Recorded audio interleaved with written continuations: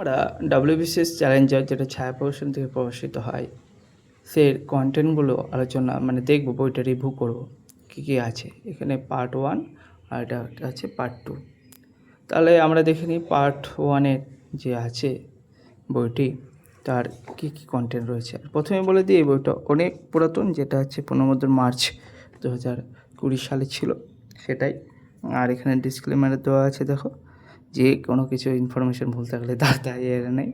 হয়তো date of publication, দেখো এখানে লেগেছে পাবলিশিং ডেট, এগুলো দেখবে। ভূমিকা এখানে দেওয়া আছে ছায়া ক্যারিয়ার বুক বিভাগ থেকে, এখানে কী কী দেওয়া আছে দেখেছে। আর এখানে সিলেবাসটা দেওয়া আছে ডাব্লিউবিসিএসে, যে সিলেবাসটা West Bengal civil service executive examination. আর এখানে কিছুটা আলোচনা করা আছে কী কী, এখানে সিলেবাসটা পুরো আলোচনা করেছে ডাব্লিউবিসিএস কী হয়। আর বর্তমানে শুনছি যে ডাব্লিউবিসিএস সিলেবাস চেঞ্জ হবে, কিন্তু এখনো হয়নি আপাতত, দেখা কী হয় বর্তমানে। ডাব্লিউবিসিএস পরীক্ষার সাফল্যের চাবিকাঠি এখানে কিছু বলা আছে কী কী লাগে। তারপরে দেখো এখানেও কিছু উল্লেখ করা আছে ডাব্লিউবিসিএস পরীক্ষার সাফল্যের চাবিকাঠি, যে টিপস দেওয়া আছে। আর এখানে দেখি সূচিপত্র। প্রথমে আছে English composition, phrase substitution with single word, choosing appropriate words, আর হচ্ছে সিনোনিম অ্যান্ড অ্যান্টোনিমস। তারপর আছে idioms and phrases, phrasal verb, modals, verbal participles, infinitives etcetera, preposition, pronoun, conjunction, interjection, miscellaneous vocabulary. তারপর আছে হিস্ট্রি অফ ইন্ডিয়া, এটা part 1-এ আছে, part 1 বইটাতে। প্রাচীন ভারতীয় ইতিহাসের উৎস, ভারতীয় সভ্যতার বিবর্তন, প্রতিবাদী আন্দোলন, রাজনৈতিক আধিপত্যের যুগ, আধিপত্য লাভের সংগ্রাম, পাল ও সেন শাসনে বাংলা, এটা আছে। তারপর আছে প্রাচীন ভারতের স্থাপত্য ভাস্কর্য, ইসলাম ও ভারতবর্ষ, সুলতানি যুগে বিভিন্ন প্রাদেশিক শক্তির উত্থান, পরবর্তী মুঘল যুগে বিভিন্ন আঞ্চলিক রাজ্যসমূহের উত্থান, সুফিবাদ ও ভক্তিবাদ, ভারতের ইউরোপীয় শক্তির সাম্রাজ্য বিস্তার। আর ইন্ডিয়ান ন্যাশনাল মুভমেন্টে কী কী আছে, ব্রিটিশ ভারতের প্রশাসনিক ও অর্থনৈতিক ব্যবস্থা, উপজাতি, আদিবাসী ও কৃষক বিদ্রোহ, সিপাহী বিদ্রোহ, 19 শতকে ভারতের সমাজ সংস্কারমূলক আন্দোলন, পাশ্চাত্য শিক্ষা প্রতিষ্ঠান এবং সংবাদ মাধ্যম, প্রাক কংগ্রেস রাজনৈতিক সংগঠন, ভারত ও ভারতের বাইরে সংগঠিত বিপ্লবী আন্দোলন, স্বাধীনতা আন্দোলনের বিভিন্ন পর্যায়, সুভাষচন্দ্র বসু আজাদ হিন্দ ফৌজ, ভারতের গভর্নর জেনারেল ভাইসরগণ, ভারতের স্বাধীনতা সংগ্রাম সম্পর্কিত বিবিধ তথ্য। ইন্ডিয়ান পলিটি অ্যান্ড ইকোনমিতে কী কী আছে, constitution of India, Indian polity, যে ভারতীয় সংবিধান উৎস এবং প্রস্তাবনা, গণপরিষদ এবং সংবিধান রচনার ইতিহাস, ভারতীয় ইউনিয়ন ও তার ভূখণ্ডের রাজ্যভিত্তিক বিন্যাস। তারপর আছে দেখো নাগরিকত্ব, মৌলিক অধিকার এবং মৌলিক কর্তব্য, নির্দিষ্ট নীতি। তারপর আছে রাষ্ট্রপতি, উপরাষ্ট্রপতি, প্রধানমন্ত্রী এবং কেন্দ্রীয় মন্ত্রিসভা, মুখ্যমন্ত্রী এবং রাজ্য মন্ত্রিসভা, কেন্দ্র রাজ্য আইনসভা, বিচার ব্যবস্থা, জরুরি অবস্থা, সাংবিধানিক সংস্থা, পঞ্চায়েতি রাজ, পৌরশাসন, স্বায়ত্তশাসন ব্যবস্থা, সংবিধান বিষয়ক আলোচনা, সরকারি ভাষা ও স্বীকৃত আঞ্চলিক ভাষা, ভারতীয় যুক্তরাষ্ট্র কাঠামো, কেন্দ্র রাজ্য সম্পর্ক। আর ইন্ডিয়ান ইকোনমিতে কী আছে, including role and function of RBI দেওয়া আছে, ভারতের অর্থনৈতিক পরিকল্পনা, ভারতের জনসংখ্যা, ভারতের দারিদ্র সমস্যা, বেকারত্ব, ভারতের জাতীয় আয়, ভারতের কৃষি, দুগ্ধ শিল্প, মৎস্য উৎপাদন, ভারতীয় শিল্প, ভারতীয় ব্যাংকিং ব্যবস্থা, শেয়ার বাজার, বীমা, মুদ্রা, মুদ্রাস্ফীতি, ভারতীয় কর কাঠামো এবং অর্থ কমিশন।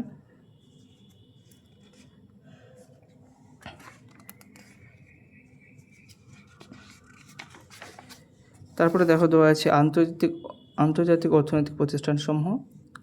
তারপর হচ্ছে ভারতীয় অর্থনীতির উল্লেখযোগ্য সাম্প্রতিক পদক্ষেপ, অর্থনীতি সংক্রান্ত গুরুত্বপূর্ণ সাধারণ জ্ঞান, অর্থনীতি সম্পর্কিত কিছু গুরুত্বপূর্ণ সংখ্যা। তারপরে জিওগ্রাফি অফ ইন্ডিয়া কী দেওয়া আছে, with special reference to West Bengal, ভারতের ভৌগোলিক পরিচিতি, ভারতের প্রতিবেশী দেশসমূহ, ভারতের ভূপ্রকৃতি, ভারতের নদ নদী জলাশয়, ভারতের জলসেচ, ভারতের মৃত্তিকা, ভারতের জলবায়ু, ভারতের কৃষি, ওভারঅল জিওগ্রাফি দেওয়া আছে। এটা পড়লে একটা ওভারঅল আন্ডারস্ট্যান্ডিং হয়ে যাবে এবং যে কোশ্চেনগুলো ডাব্লিউবিসিএসে প্রায় পড়া যাবে। এবং ভারতের স্বাভাবিক উদ্ভিদ ও জাতীয় উদ্যান অভয়ারণ্য, ভারতের পরিবহন ব্যবস্থা, ভারতের খনিজ ও শক্তি সম্পদ, ভারতের শিল্প, পশ্চিমবঙ্গের ভূগোল, সংস্কৃতির ভূগোল এবং প্রাকৃতিক ভূগোল। দেখো ইংলিশ কম্পোজিশন যদি কিছু দেখা যায়, এই জিনিসগুলো দেওয়া আছে, তুমি দেখতে পাচ্ছ, দেখো এখানে দেওয়া আছে, প্রিভিয়াস ইয়ার কোশ্চেনও দেওয়া আছে, এরকম সব আলোচনা আছে। এবং যদি হিস্ট্রি সিনোনিম অ্যান্টোনিমস দেওয়া আছে কিছু, আর ইডিয়মস অ্যান্ড ফ্রেজেসও আছে। তারপরে তোমার ফ্রেজাল ভার্বও দেওয়া আছে, মডালস দেওয়া আছে, প্রিপোজিশন দেওয়া আছে, প্রোনাউন। তারপরে হিস্ট্রি অফ ইন্ডিয়াতে দেখো এরকমভাবে তথ্যগুলো দেওয়া আছে এবং পরপর সাজিয়ে দেওয়া হয়। এগুলো মনে রাখতে সুবিধা হয় এবং পড়তেও তাড়াতাড়ি খুবই ভালো হয়। এমনি কোনো হিস্ট্রি বই নিলে যেটা একদম প্রপার টেক্সট বুক পড়লে তার থেকে এই বই পড়লে তাড়াতাড়ি হয়, কিন্তু টেক্সট বুকের মতো তো কোনো কিছু হয় না। এই বই পড়লে তাড়াতাড়ি একটা গ্রাস্প করা যাবে ইনফরমেশনকে এবং মনে রাখতেও সুবিধা করবে। টেক্সট বুক আন্ডারস্ট্যান্ডিংয়ের ক্ষেত্রে খুব ভালো হয়। দেখো হিস্ট্রি এই পার্টটা দেওয়া আছে, যে প্রাচীন ভারতের ইতিহাসের উৎস এইভাবে দেওয়া আছে। আর তোমাদের যদি এটা প্রতিবাদী আন্দোলন, তারপর হচ্ছে আধিপত্য লাভের সংগ্রাম, তারপরে দেখা যাক যদি এগুলো দেওয়া আছে মার্কে বলো, এটা দেওয়া আছে ইসলাম ও ভারতবর্ষ ইতিহাস সম্পর্কে। তারপরে আমরা যদি ইন্ডিয়ান ন্যাশনাল মুভমেন্ট চলে যাই, তাহলে ইন্ডিয়ান ন্যাশনাল মুভমেন্টে ওইগুলো পাওয়া যাবে। প্রাক কংগ্রেসের রাজনৈতিক সংগঠন। তারপরে যে স্বাধীনতা আন্দোলনের বিভিন্ন পরিচয় দেওয়া আছে, যে পরিচয়গুলো আছে না স্বাধীনতা আন্দোলনের বিভিন্ন পরিচয়, তার মধ্যে দেখো Simon commission, India strategy commission, Nehru report ও প্রস্তাব দেওয়া আছে। তারপরে দেখা যাক গভর্নর জেনারেল ও ভাইসরগণ। প্রথম গভর্নর বাংলা গভর্নর ও গভর্নর জেনারেল ছিলেন লর্ড ক্লাইভ। বাংলার প্রথম গভর্নর লর্ড ক্লাইভ ছিলেন, এটা মনে রাখতে ভালো। তারপরে দেখা যাক আমরা যদি দেখি কিন্তু কনস্টিটিউশন অফ ইন্ডিয়ার এগুলো দেওয়া আছে। তারপরে যে মোটামুটি ভালোই দেওয়া আছে। সংবিধান বিষয়ক আলোচনা দেওয়া আছে, এখানে কতগুলো পার্ট রয়েছে আমাদের জানি তো, 22টা পার্ট রয়েছে, কটা শিডিউল রয়েছে, 12টা শিডিউল রয়েছে, এগুলো সবই দেওয়া আছে। বিষয়সমূহ সম্বন্ধেও আলোচনা করা আছে, খুব ভালো। একটা আন্ডারস্ট্যান্ডিংয়ের ক্ষেত্রে ভালো বই হিসাবে ব্যবহার করতে পারো এটাকে তুমি। ইন্ডিয়ান ইকোনমি কিছুটা দেওয়া আছে পার্ট, ইন্ডিয়ান ইকোনমি এবং হচ্ছে জিওগ্রাফি, ভারতীয় জিওগ্রাফি। এটা তো 2020 সালে তার জন্য জম্মু অ্যান্ড কাশ্মীরকে দেওয়া হয়েছে, লাদাখকে দেখানো হয়নি ম্যাপে। কিছু কিছু ইনফরমেশন, যেহেতু ইনফরমেশন মানে যে ডাইনামিক পাবলিকেশন হচ্ছে এবং সরকারের বিভিন্ন নিয়ম নীতি চালু হচ্ছে, তারপর নতুন নতুন ইনফরমেশান আছে, যেগুলো আপ টু ডেট মনে রাখার জন্য ইন্টারনেট ব্যবহার করাই উচিত। এবং বইটা পড়লে কি ওভারঅল ধারণা পাওয়া যাবে।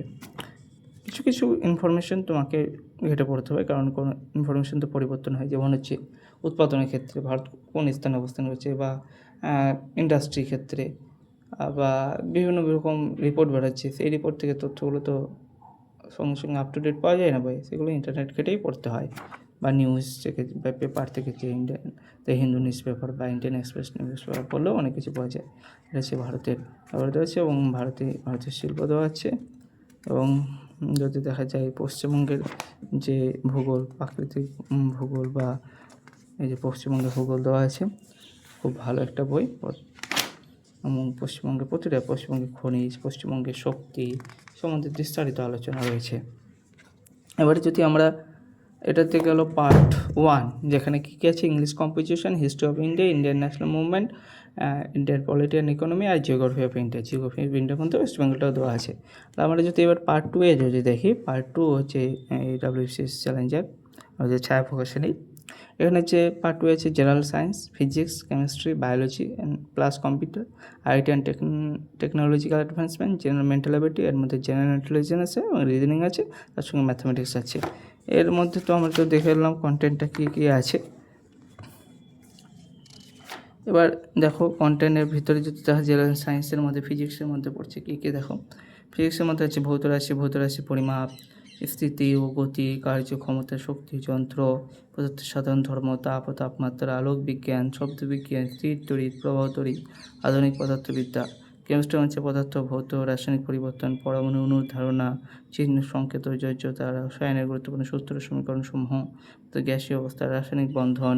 তারপরে কী আছে, তড়িৎ বিশ্লেষণ, দ্রবণ, অ্যাসিড, ক্ষারক, লবণ, জারণ বিজারণ, পর্যায় সারণী, জৈব রসায়ন, ধাতুবিদ্যা। তারপর হচ্ছে বায়োলজিতে আছে জীববিদ্যার প্রাথমিক ধারণা, কোষের গঠন, ক্রোমোজোম ও কোষ বিভাজন, ট্যাক্সোনমি ও 5 রাজ্য বিন্যাস পদ্ধতি, ভাইরাস, ব্যাকটেরিয়া, জীবাণু, উদ্ভিদ জগৎ, প্রাণী জগৎ, সালোক সংশ্লেষ, শ্বসন, পুষ্টি, বিপাক এবং পরিপাক, সংবহনতন্ত্র, চলন, গমন, রেচন, স্নায়ুতন্ত্র, হরমোন, বৃদ্ধি, জনন এবং সূত্র, মানে প্রায় একটা ওভারঅল ধারণা দেওয়া আছে। বায়োলজি বলো, ফিজিক্স বলো, কেমিস্ট্রি বলো, বইটা পড়লে একটা আন্ডারস্ট্যান্ডিং হবে, একটা সাধারণ ওভারঅল ধারণা পাওয়া যাবে। তারপর হচ্ছে অভিযোজন, বাস্তুতন্ত্র, পরিবেশগত সমস্যা, আধুনিক জীববিদ্যা এবং কম্পিউটার, আইটি এবং টেকনোলজি অ্যাডভান্স থেকে আছে, কম্পিউটার উৎপত্তি, বিবর্তন, কম্পিউটার মেমোরি, সফটওয়্যার। তাহলে বুঝতে পারছো কী কী আছে কম্পিউটার থেকে, আর বলছি না। তারপর হচ্ছে জেনারেল মেন্টাল অ্যাবিলিটি আছে, coding, decoding, analogy, blood relation, তারপর হচ্ছে ranking, seating arrangement, alphabet series, number ranking, sequence, missing number, mathematical operation, statement and conclusion, problem based direction, এবং কিছু ম্যাথামেটিক্সের দেওয়া আছে, অঙ্ক, সংখ্যা, বিভাজ্য, অনুপাত, গড়, তারপর হচ্ছে গড় দেওয়া আছে, মিশ্রণ দেওয়া আছে, শতকরা, প্রায় শর্টকাট ভালোই অঙ্ক দেওয়া আছে।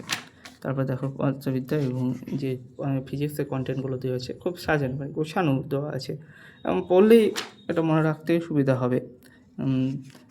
বেটার আন্ডারস্ট্যান্ডিং জন্য তো অবশ্যই টেক্সট বুক ভালো, কিন্তু এই যে রেফারেন্স বুকগুলো আছে, মানে যে এই বুকগুলো বাজারে পাওয়া যায়, এগুলো খুব হেল্পফুল করে সহজে এবং খুব তাড়াতাড়ি পড়তে এবং তাড়াতাড়ি ইনফরমেশনকে মনে রাখতে। তাহলে আমরা পদার্থবিদ্যা দেখতে পাচ্ছি কন্টেন্টগুলো কীভাবে সাজানো আছে, কন্ট্রোলগুলো কীভাবে দেওয়া আছে। এবং যদি আমরা চলে যাই রসায়নের ক্ষেত্রেও দেখা যায়, রসায়নের ক্ষেত্রে সম্ভাব্য কোশ্চেন এবং বিগত বছরের প্রশ্নপত্রও দেওয়া আছে, এবং সম্ভাব্য একটা প্র্যাকটিস সেট টাইপেরও দেওয়া আছে। এবং যদি বইটা নতুন বই তুমি যদি কিনো, ফ্রি বুক একটা কারেন্ট ইভেন্টস মক টেস্টের বই পাবে। তারপর হচ্ছে জেনারেল রসায়ন গেল। এবার জীববিদ্যার সম্বন্ধে দেখো, জীববিদ্যা কোশ্চেন, প্রিভিয়াস ইয়ারের কোশ্চেন এবং কিছুটা প্র্যাকটিসের জন্য এখানে কিছু দেওয়া আছে, এবং উদ্ভিদ জগতে যে সমস্ত জীবজগতে আমরা দেখেছি কন্টেন্টের মধ্যে দেখো ভালোভাবে আলোচনা আছে। অতএব এই বইগুলো খুবই ইম্পর্টেন্ট এবং পড়লে খুবই হেল্পফুল করে। এবং আমরা তো জানি ডাব্লিউবিসিএসের ক্ষেত্রে নিতেন সিংহানিয়া বইটাও খুব কাজে দেয়, যেটা উনি পাবলিশ করেছেন। তাছাড়াও এই বইটাও খুবই ইম্পর্টেন্ট, নিতেন সিংহানিয়া, এবং এই ছায়া প্রকাশনের বইগুলো খুবই হেল্পফুল করে। তারপর হচ্ছে রিজনিং দেখো, জেনারেল রিজনিং, ম্যাথমেটিক্যাল অপারেশন দেওয়া আছে, তারপর হচ্ছে সংখ্যা, তা এইগুলো দেওয়া আছে। শতকরা সম্বন্ধে অঙ্ক দেওয়া আছে, লাভ ও ক্ষতির অঙ্কগুলো দেওয়া আছে, একটা ওভারঅল ধারণা পাওয়া যাবে এই বইগুলোর থেকে। তাহলে আজকে জানলাম তাহলে পার্ট 2 ডাব্লিউবিসিএস চ্যালেঞ্জ ছায়া প্রকাশনী, আর এটা হচ্ছে পার্ট 1। এই দুটো বই পড়লে ওভারঅল একটা ধারণা আমাদের তৈরি হয়ে যাবে এবং পরীক্ষার ক্ষেত্রে প্রস্তুতির ক্ষেত্রে খুবই সুবিধাজনক জায়গায় থাকবো।